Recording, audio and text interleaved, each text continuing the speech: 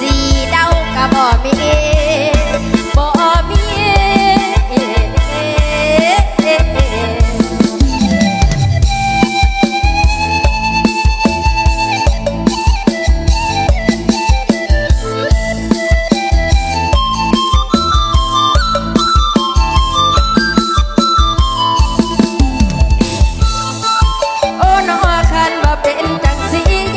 อยู่เป็นคนหนาวผู้เดียวมาดนพ่อบ่มีผัวซ้อน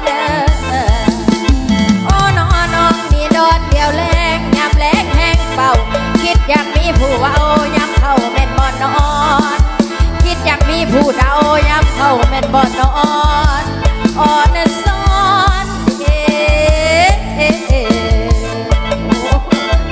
สงสัยเงินเล่นไปเงินผู้เล่นไปได้เดือนเท่านี้ละ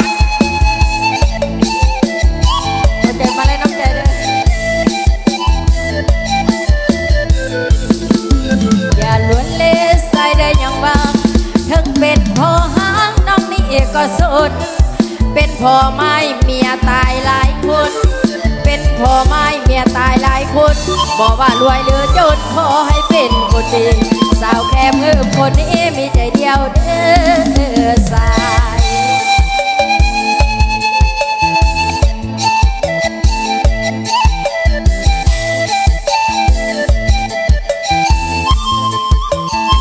โอ้ยกินฮอดผู้ตักจะได้ผู้อยากได้เนาะ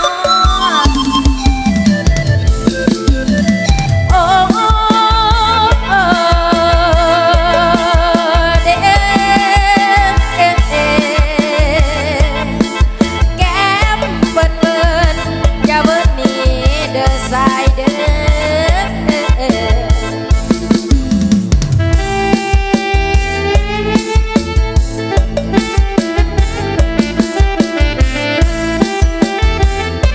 อไปบ่ได้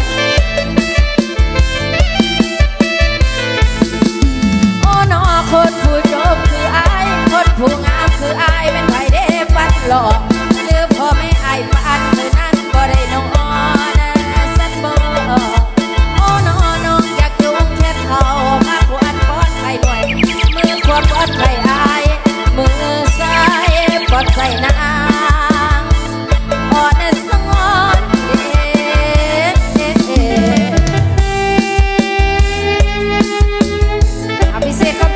มาเลยน้ำใจเด้อน้ำน้องสาวแล้วน้ำเต้ใหญ่ใจดีน้องสาวคำปาดเด้ออยู่ใส่แล้วเนาะทองลุ้นอยู่ใส่น้ำมันแจกเลยเด้อเดี๋ยวน้องเคยอยู่ใส่น้องเคยคือบ่มันแจกวันนี้ผมขอบใจกูตั้งเขาได้กินน้ำอยู่วันนี้นะโอ้คนไก่น้ำปลาใหญ่น้องปลาแก้วเนาะขอให้โซ่ให้มานะรับไปรวยเด้อ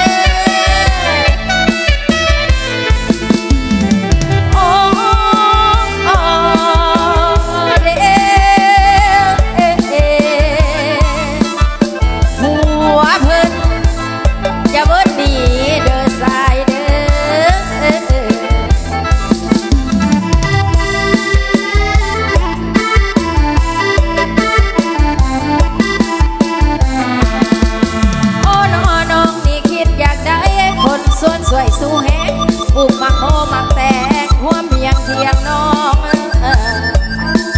โอ้น้องให้ลอกไปทางกำแพงเมียงจากในเฮืองสองน้องสิพาพี่อายไปเล่นบาลอกลอยโอ้น้องคันอยากกินอ้อยน้องสิแล่นไปหาอยากกินปูกินปลาสิบ้านแห่ลูกน้ำโอ้เดว่าแล้วจริงคือเบาตัวเฮาเป็นแม่บ้านน้อยคือคอยสิหมดใจคนให้งามดีคอยพี่น้องปันคอยปืนคอยที่มีปูนเด้อเด็กตะวันคอย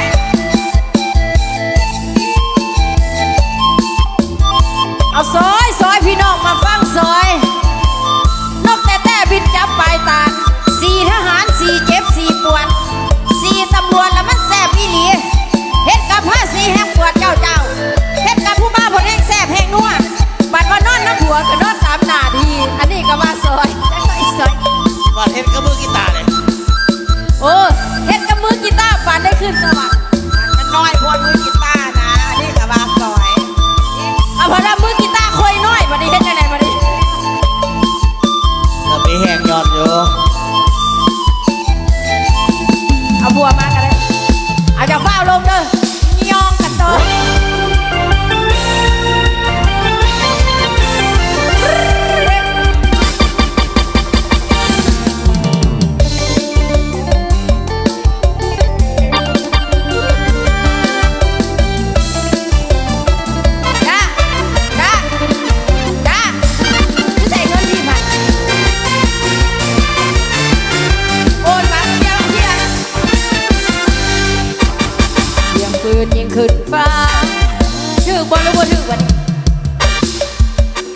สียงปืนยิงขึ้นฟ้าเป็นสัญญาณว่าหากเขาต้องจบเมื่อผัวน้อยมาพบความสัวที่เฮาได้ทำรีสอร์ทจะลุกเป็นไฟพอน้องและอายต้องตายสดใสเงายอมรับทุกการกระทำและจำนนต่อหลักฐานย้อนความแม่บ่แบ่งเป็นปานีไผเด้าที่พวกก็ยังสีได้เป็นไผกันนี้บ่ทันก็ย้อนน้องเหงากะถึงว่าเขามีใจตรงกันที่เกิดความสัมพันธ์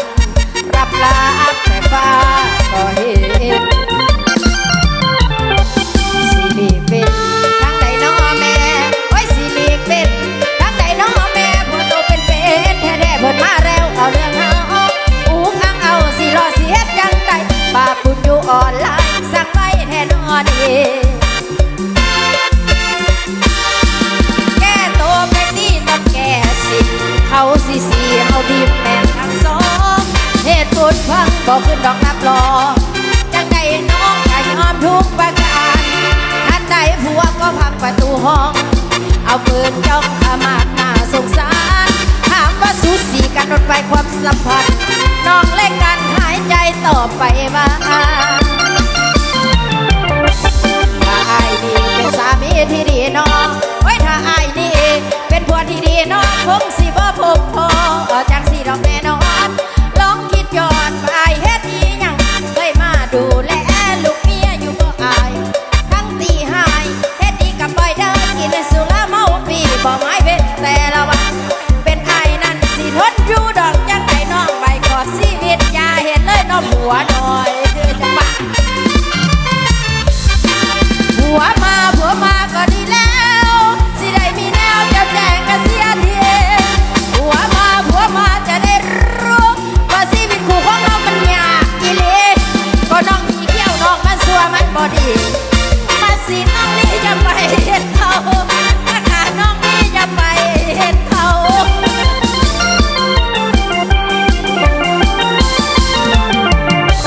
เอาตัวเข้าไปบังกระสุนของพี่ไว้เอาตัวเข้าไปบังกระสุนของพี่ให้มีสติตั้งผิดจังดอกสัวขาวย่อมเดาจังได้กับบ่หลุดเดาจังได้กับบ่หลุดเดาย่อมเดาผิดคักที่ทำไปผิดที่แต่งกับสายที่บ่เป็นนอกคนแท้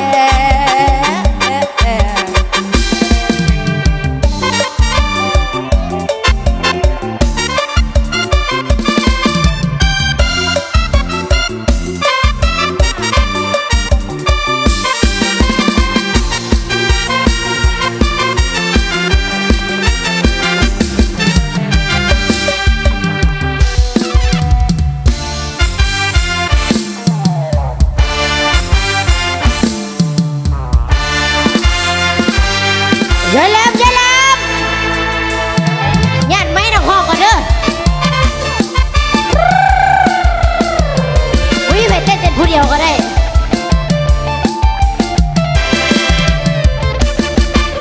ยันแล้วมีตอนสาวๆผิวขาวตากลมสมใจฉันจะเล่ากับตอนย้อนไปอายุแกได้ไว้นาพอดีพอทุกตรงกันแต่งองค์ทุกชักเขาเลี้ยงลายไม้ไปดูของดีพอลงหนาวก็พัดมายามราตรีเล่นลำโซพีก็ออกมาดีแทนลำชีวิตยายแหลมนั้นนะต้องพึ่งพาเสียงเพลงยอมนำฟังแกเล่าความหลังยังจำแกสู้ทนทำเก็บงำมาหลายปีพอทุกคืนก็ต้องมายืนละเลงละลายลำทำเพลงกันด้วยจังหวะดีๆพายังจะหายสายเอวก็ดีสายที่ขวาที่ได้ขึ้นกันกี่กระตัง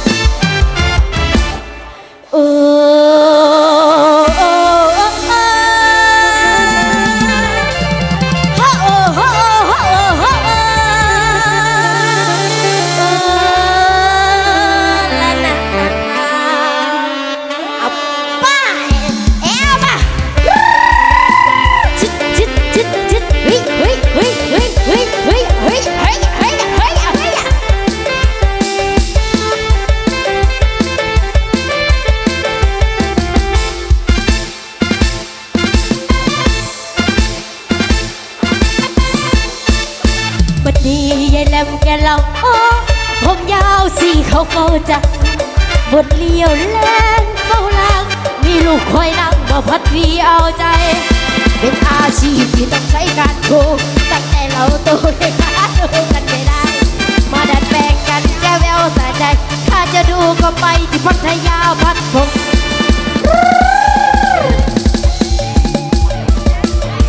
เอาไปนั้น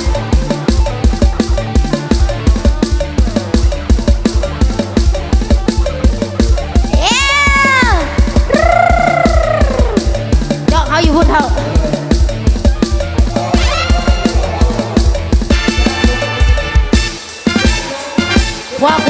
พอกูจ้างกูลงแล้วเท่า บัดนี้ยายแหลมแกเราโอ้ผมยาวสีเขาเก่าจังหมดเลี้ยวแรงเฝ้าล่างโอ้ยลูกคอยนั่งมาพัดเที่ยวใจ เป็นอาชีพที่ต้องใช้การโกงตั้งแต่เราโตยังหาดูกันไม่ได้ มาดัดแปลงกันแก้วแววสะใจ ถ้าจะดูก็ไปที่พัทยาพัดผมเฮ้ยเฮ้ยเฮ้ยเฮ้ยเฮ้ยเฮ้ยเฮ้ยงานไม่หนังห้องเหรอ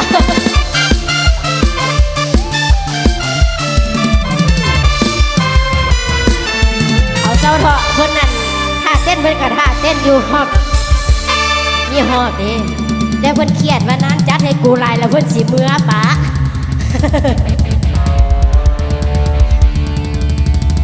ซอยพี่น้องฟังซอยร้องตายแต่เพลงวัยรุ่นเพลงคนเอาบุร้องจักบาดกูละเอวโคตรเอวใครแล้วนี่ก็ว่าซอย อันนี้กูเท่าเพลงอย่างโอ้นอ